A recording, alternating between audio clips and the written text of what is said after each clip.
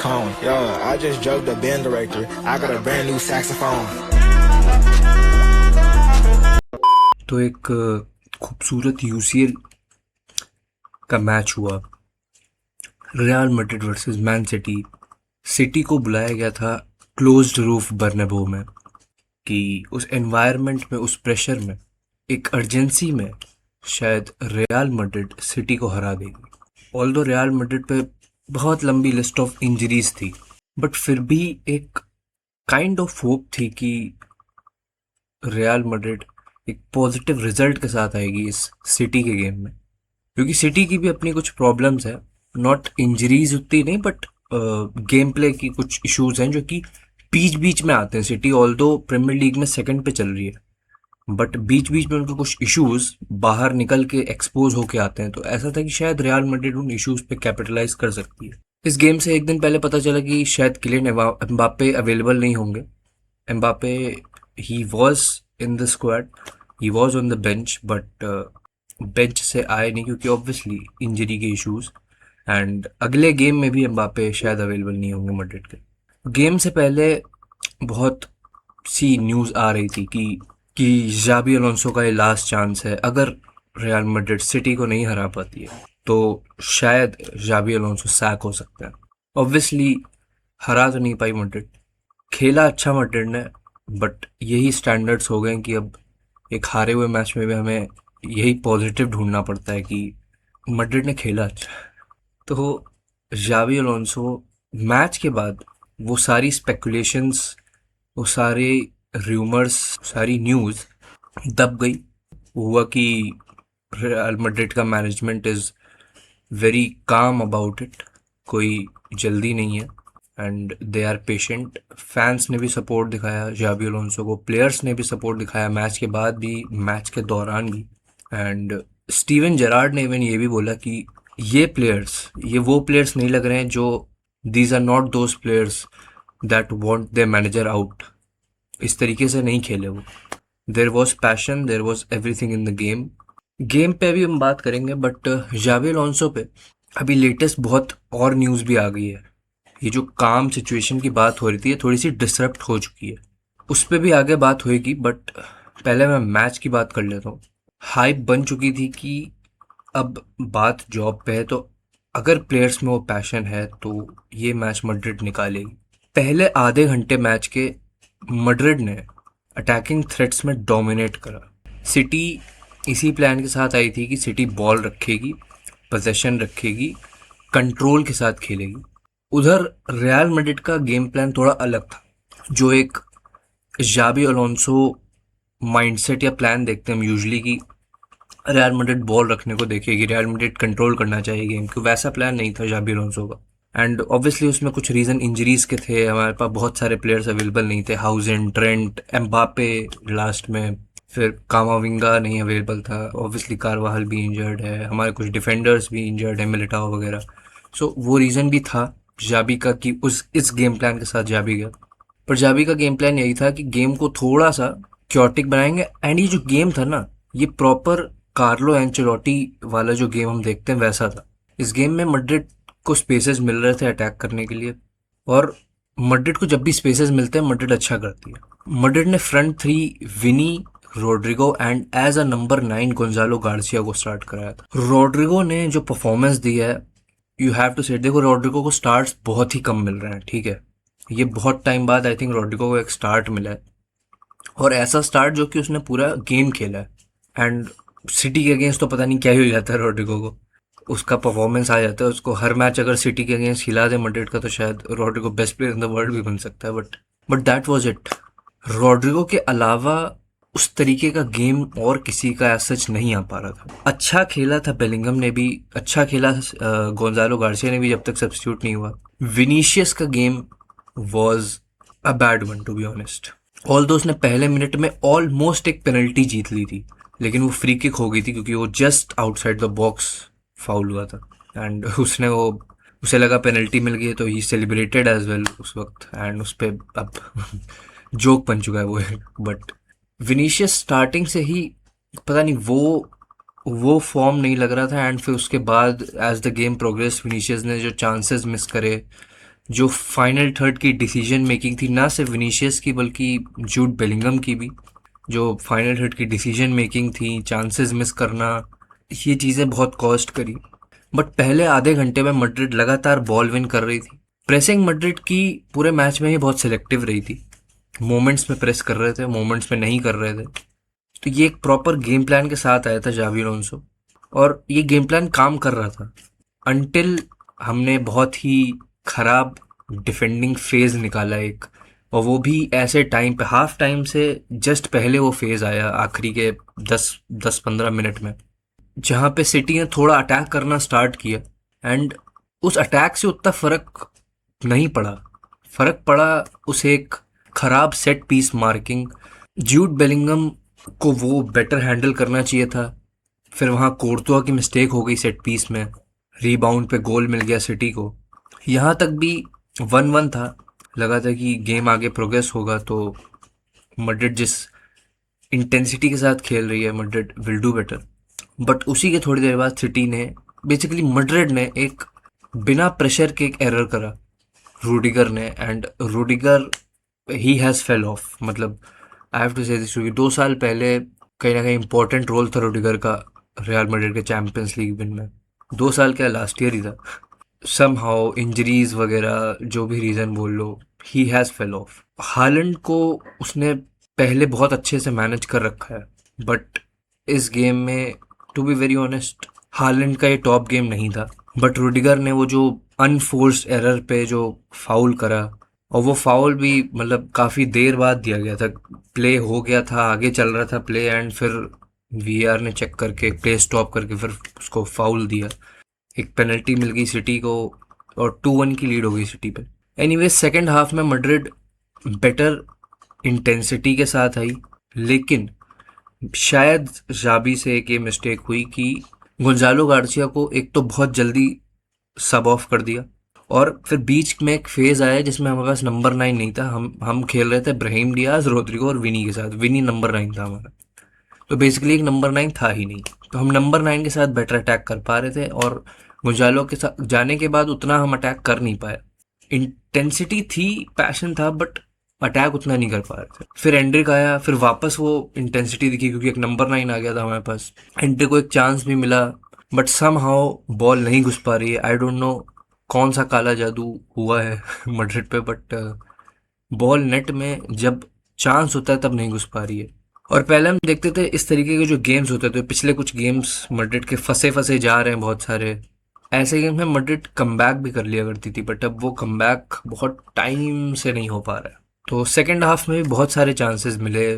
Final third में खराब decision making हुई, खराब फाइनल पासेस भी। एक विनी का 2v2 काइंड ऑफ सिचुएशन थी, जहाँ विनी था, रोड्रिगो ने रन डाला था, बट बहुत ही खराब पास विनी ने दिया। रोड्रिगो उस पास तक ही नहीं पहुंच पाया।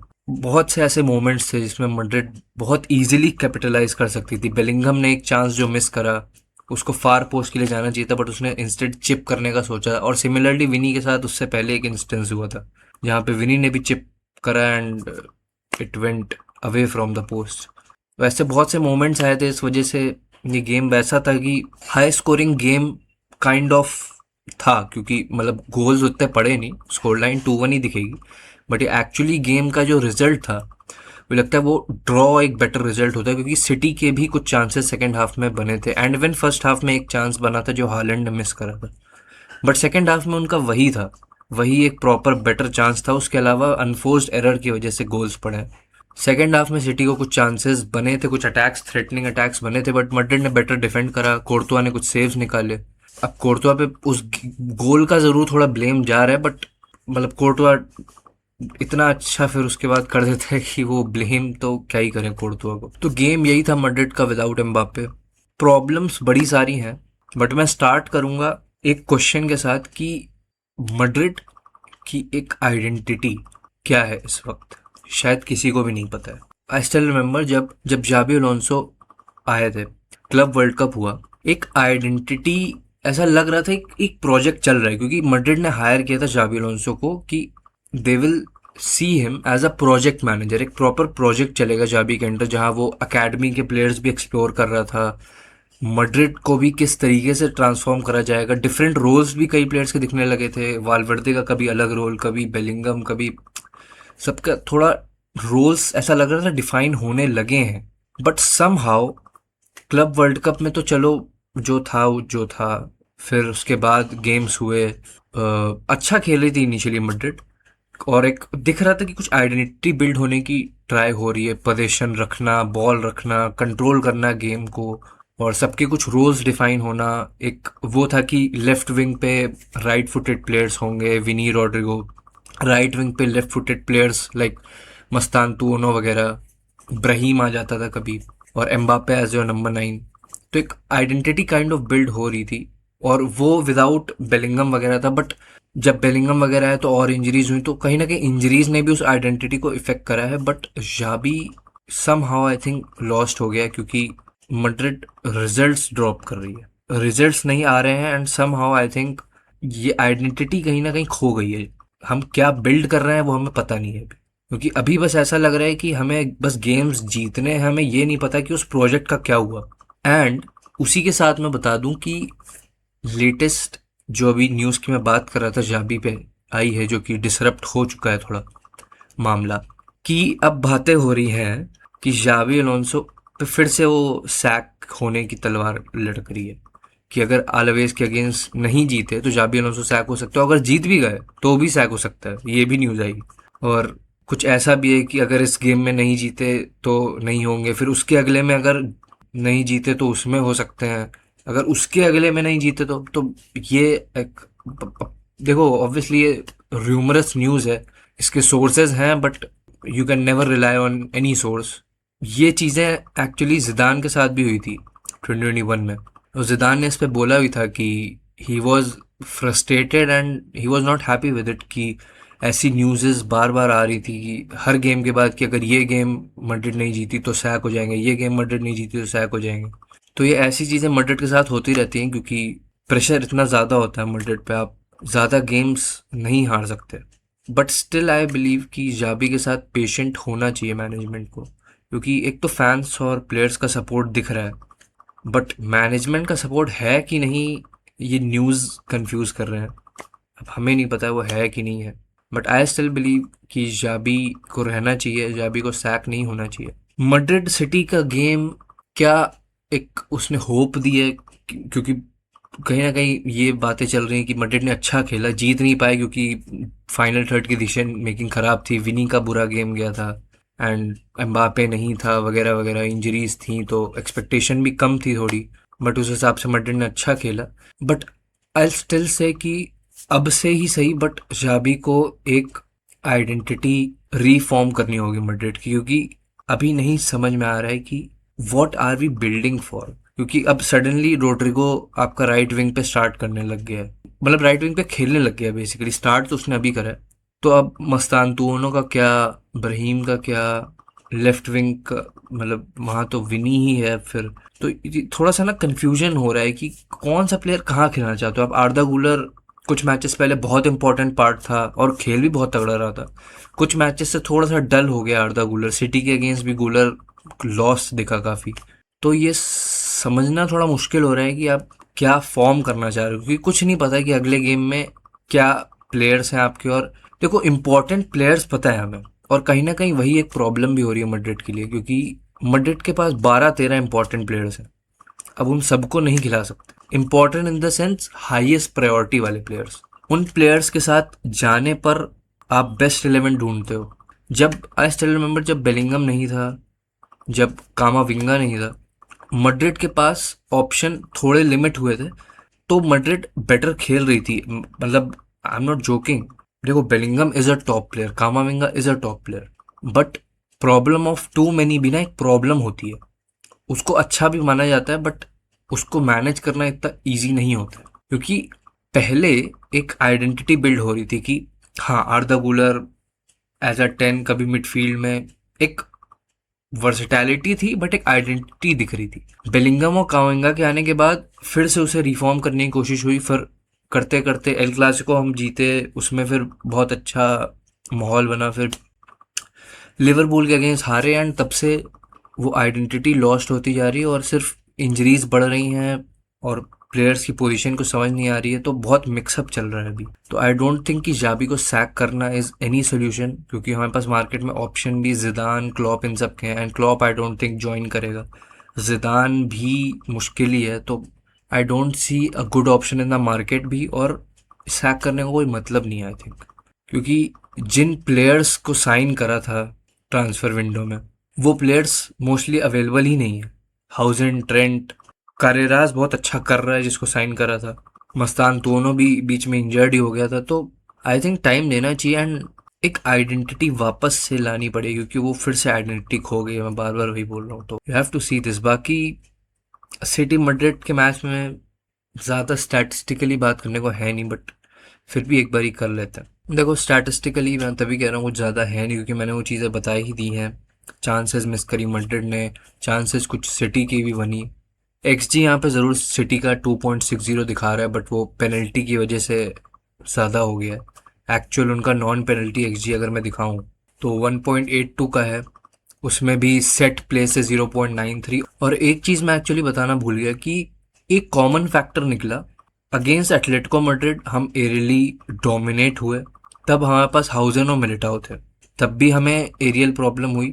एटलेटिको के अगेंस्ट करेरास का गेम उतना अच्छा नहीं था, एरियली बात नहीं कर रहा हूँ, वैसे इन जनरल उतना अच्छा नहीं था। सिटी के against Carreras was top, but हमारे जो दो सेंटर बैक्स थे वो थे रुडिगर और असेंसियो। तो बेसिकली हमारे ये 4 सेंटर बैक्स आपने देख लिए, और चारों में वो एरियली प्रॉब्लम दिख रही है। समहाउ उनमें से आई थिंक बेस्ट हमारा उनमें से रुडिगर है एरियली, और एक फिजिकलिटी जो मैन गेम होता है ना, वो रुडिगर में ज़्यादा है, बट स्टिल हम डोमिनेट हुए। आई नो उनके पास हालैंड था, तो हमेशा वो एक एरियल एडवांटेज होता है, क्योंकि आपको हालैंड को कवर करने का अलग प्रेशर होता है, उसमें बाकी प्लेयर्स यूटिलाइज कर सकते हैं। बट ये एरियल प्रॉब्लम एक एक्चुअल प्रॉब्लम बन चुकी है, क्योंकि हम मैचेस इस वजह से हार रहे हैं बहुत से। अगेंस्ट एटलेटिको भी वही प्रॉब्लम, अगेंस्ट सिटी भी वही प्रॉब्लम।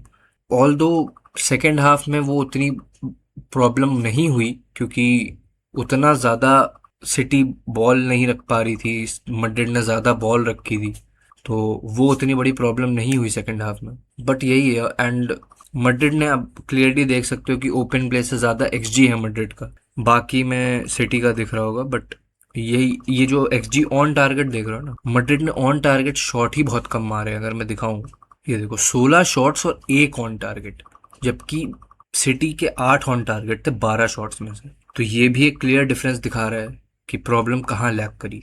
तो गेम तो ये काफ़ी क्लोज थी, एंड जैसा मैंने बताया था कि एक ड्रॉ शायद इस गेम का एक अच्छा रिजल्ट हो सकता था, एक 3-3 काइंड ऑफ ड्रॉ, क्योंकि हाई स्कोरिंग गेम लग रहा था। विद टाइम इन प्लेयर्स के साथ बिल्ड तो करना पड़ेगा कुछ, और अब क्या होगा हमें नहीं पता है कि आगे रॉड्रिगो राइट विंग पे खेलेगा, क्या हमारे पास कोई नंबर 9 हो सकता है आगे, बेलिंगम का एग्जैक्टली क्या रोल होगा, आर्दा गुलर क्या टीम में कंसिस्टेंट रहेगा, कोई किसी क्वेश्चन का कोई आंसर हमें पता नहीं। और बेलिंगम का गेम में अच्छा इसलिए कह रहा था क्योंकि 12 में से 8 ग्राउंड डुएल्स जीते बेलिंगम ने, एंड रॉड्रिगो ने भी डिफेंसिवली काफ़ी कंट्रीब्यूट करा मैड्रिड के लिए। 4 बार रॉड्रिगो फाउल हुआ, एंड आई डोंट नो ऐसे गेम्स में, मतलब ऑब्वियसली सेबायोस का गेम सही था कंपैरेटिवली जो वो पिछले कुछ गेम्स खेल रहा था, बट सेबायोस हमारा लॉन्ग टर्म मिडफील्डर तो नहीं है, ये हमें पता ही है। आई डोंट नो, मतलब it's too confusing right now with Madrid. तो ये था एक review real Madrid versus Man City के गेम का, एंड इवन उसके बाद की कुछ न्यूज़ बताई मैंने जाबी के। आगे ऐसे ही वीडियोस देखने के लिए सब्सक्राइब, एंड बाकी तो कीप वॉचिंग।